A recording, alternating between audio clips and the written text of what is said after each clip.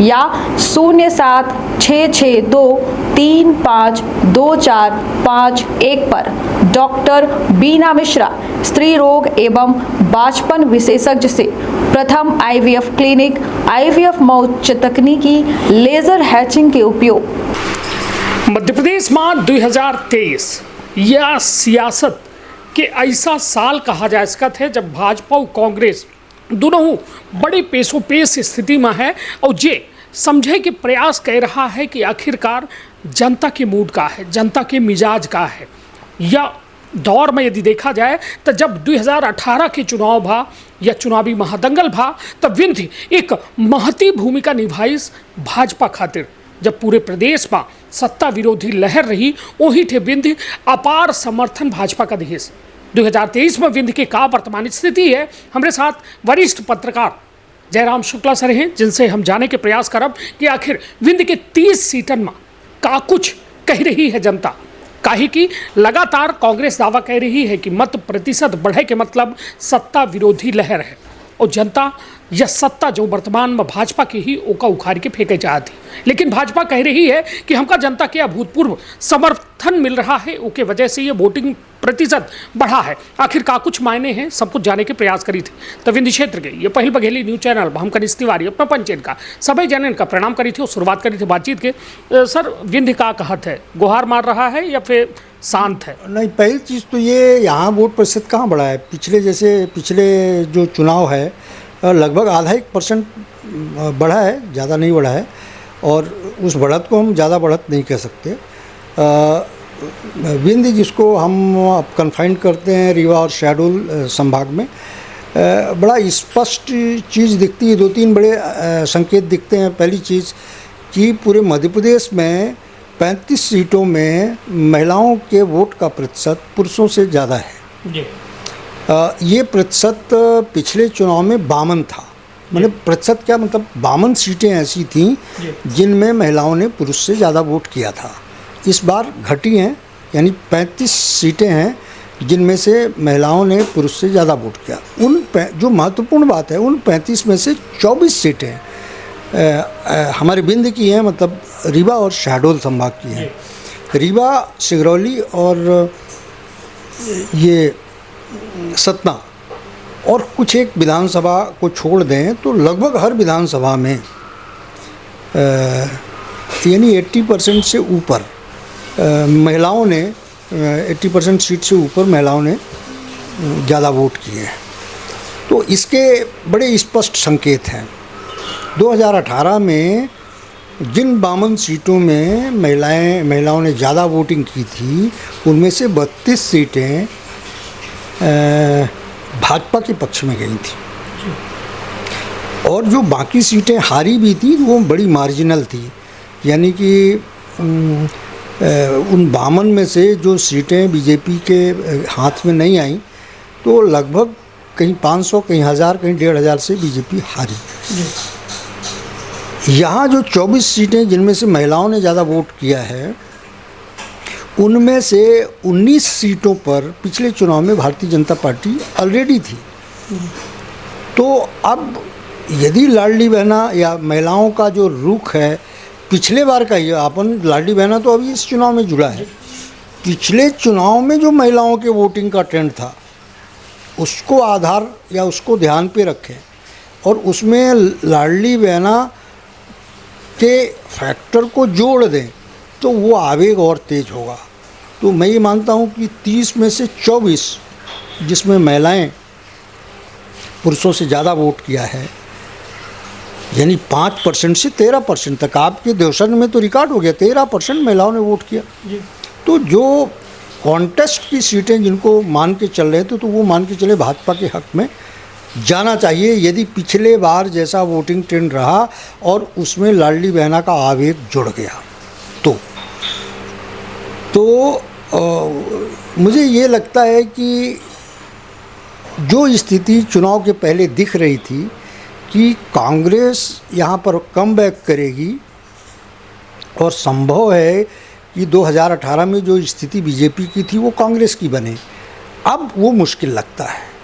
अब महिलाओं के लाडली बहना फैक्टर के नज़रिए से देखें या महिलाओं के वोटिंग ट्रेंड के नज़रिए से देखें जो 2013 से 2008 के बाद से लगातार आ रहा है। 2008 का चुनाव लाडली लक्ष्मी की वजह से जीता था, ये मालूम होना चाहिए।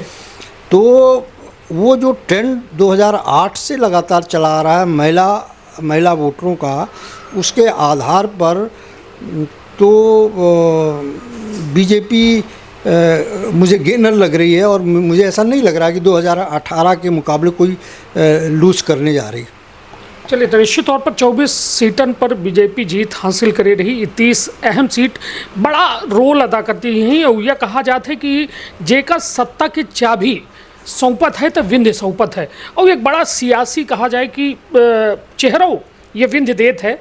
चाहे यदि बात की जाए बड़ी हाई प्रोफाइल सीट, यदि विंध्य के बात की जाए तो चाहे रीवा के अंदर के बात की जाए तो राजेंद्र शुक्ला जो कैबिनेट मंत्री रहे, उस मुख्यमंत्री शिवराज सिंह चौहान के बड़े खास हैं।